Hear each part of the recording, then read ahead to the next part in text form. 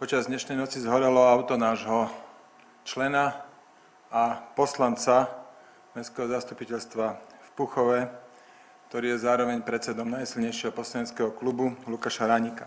My predpokladáme asi, kto to celé mohol spôsobiť, kto môže byť celý za tým. Možno sú to ľudia, ktorí naozaj majú svoje z minulosti nejaké neúkojné veci. Náš člen a poslanec Lukáš Hraník stojí za odhaľovaniami tunelovania mestského majetku bývalým vedením mesta. Je vysoko pravdepodobné, že páchateľov treba hľadať práve v týchto súvislostiach. To je pre nás signál sa tomu tunelovaniu bývalým vedením mesta venovať viac a venovať na najvyššej stranickej úrovni. Nesmieme to nechať tak, že našim členom, našim poslancom, ktorí odhaľujú rozkrádačky, sa tu bude niekto podpaľovať autá. Som presvedčený, že nie len členom strany pána Sulíka, ale nikomu sa v tejto krajine nesmú beztrestne zapaľovať autá. To po prvé. A po druhé, na to, že auto zhorelo v nedeľu nad ránom, zvolať po obede tlačovku a hneď na ne ukázať na bývalé vedenie mesta, že je za to zodpovedné a ešte to bohorovne spájať s tým, že tunelovalo a rozkradalo majetok, tak to je duchaplné. Takže ja som predtým jedol Púchov. 13 rokov.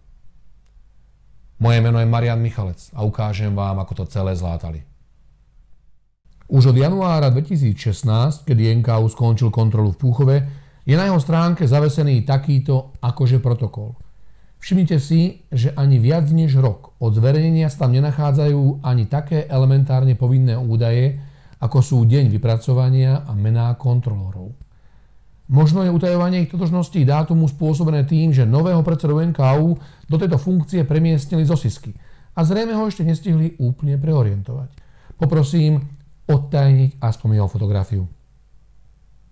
Ja som veľmi rád, že pán predseda Mitrík, predseda NKÚ konal, že to má v rukách generálny prokurátor a že budú rýchlo konať a že občania sa dozvedia čoskoro pravdu, lebo uvidia, ako na Slovensku fungujú prominentné orgány. Ako je možné objednať si kontrolórov Najvyššieho kontrolného úradu a dohodnúť sa s nimi na najatí ochotného znalca, ktorý, tak aby to pasovalo, naháč do posudku hociaké čísla. A tie potom kontrolóri zoficiálnia bez problémov po svojej línii. Bol to práve Najvyšší kontrolný úrad, kto na zákazku zložil konštrukciu o rozkradaní a tunelovaní majetku. Ako? Zlegalizovali nezákonný znalecký podvrh. Boli totiž istí, že nad nimi už nestojí nikto. Myslíte, že sa také niečo nemôže stať? Dávajte prosím dobrý pozor. Pretože všetky materiály si budete môcť aj sami odkontrolovať. Nachádzajú sa v prílohe tohto videa. Najzávažnejším z nich je právoplatné rozhodnutie Ministerstva spravodlivosti Slovenskej republiky, ktorým počínajúc 16. januárom tohto roku zakázalo znaleckú činnosť Jaroslavovi Mrenicovi, Mládežnícka 1435/3 Púchov. To je on.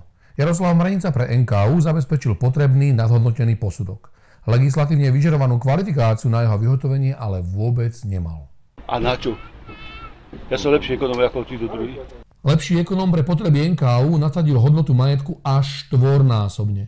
Len aby sa dala operácia prezentovať ako neefektívna a samozrejme, aby bolo možné začať kydať špinu o spôsobení obrovskej škody. Ukážka predsedu tajnej ekonomickej komisie. Občania mesta prišli o 746 000 eur. 746 853 eur.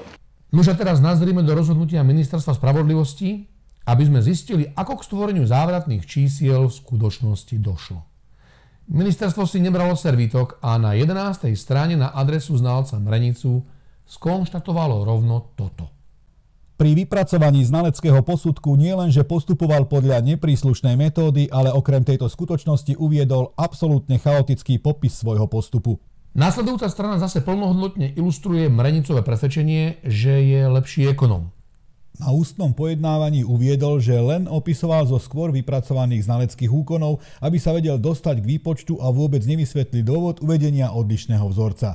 Neuviedol, čo mal tento údaj predstavovať a ani to, aká hodnota mala byť dosadená do výpočtu. A aby nepanovali žiadne pochybnosti o Mrenicových znaleckých štandardoch, na ďalšej strane to zaklincovali jeho citáciou. Znalec na ústnom pojednávaní uviedol nasledovné. V materiáloch som to iba opisoval, nie je to výpočet skutočnej hodnoty. Jaroslav Mranica vyhotovil posudok za menej než 48 hodín, takže mal 45 sekúnd na každú z 3804 zmluv, ktoré bolo treba na tento účel preskúmať. V posudku píše, že ich mal všetky k dispozícii. No a teraz sa prizná, ako to bolo naozaj. Ja som si tie zmluvy nevymyslel, ja som ich v živote nevidel a nepotreboval. Ešte raz prosím. Ja som si tie zmluvy nevymyslel, ja som ich v živote nevidel a nepotreboval. Uloženiu najprísnejšej sankcie, vyčiarknutiu zo zoznamu znalcov, správny orgán nepristúpil jedine z dôvodu, že účastník konania nebol počas dlhoročného výkonu znalectva ani raz sankcionovaný. Ministerstvo však rozhodlo o uložení sankcie, ktorá je svojou povahou najbližšia vyčiarknutiu zo zoznamu znalcov a ktorou je zákaz výkonu znaleckej činnosti v maximálnej prípustnej výške. Napriek tomu, že NKÚ bol v plnom rozsahu uzrozumený s tým, že Mranica nemohol vyhotovovať znalecký posudok, za ktorý bol potrestaný, neriešili to. Naopak, založili na tom výsledok kontroly o spôsobení 3/4 miliónovej škody v eurách. Súčasný primátor ho potom s advokátom slávnostne odniesli na generálku a spravili si aj selfiečku. A Mranicov podvrh doložil ako dôkaz, pochopiteľne. Skrátka neobyšla ani inžinierka Marta Kavecká, ktorá viedla kontrolnú skupinu NKÚ. Už tam nepracuje. Teraz je zamestnaná na Mestskom úrade v Púchove ako poradkyňa primátora mesta. A naďalej budem takto aktívne pracovať a snažiť sa odhaľovať v korupciu či v meste, či na Slovensku. Predseda SAS mal všetky skutočnosti k dispozícii pred tým, ako sa s komparzom postavil pred kamery. Ani jeho narcisizmus nemôže byť ospravedlnením pre takéto správanie, ktoré si nesmie a nemá dovoliť.